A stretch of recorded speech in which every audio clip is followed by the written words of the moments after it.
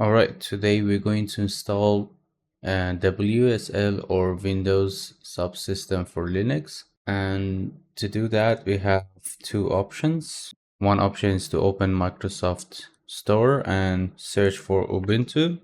Here you can search for it. So here you can see different version of Ubuntu, and as you can see, I've already installed version 24.04 LTS. You can install either of them. This might be the latest version at the moment.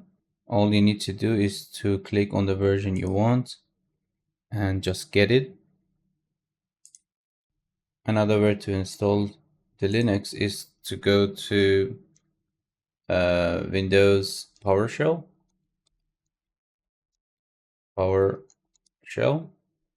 and run this as administrator. And in here you can just type WSL space -- install.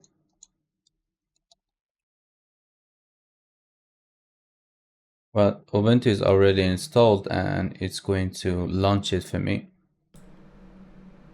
I will now explain about some issues you may encounter if you are having trouble installing this software.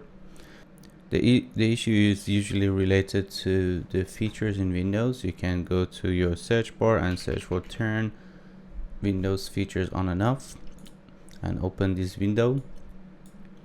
And in here you can activate Windows Subsystem for Linux as well as a virtual machine platform.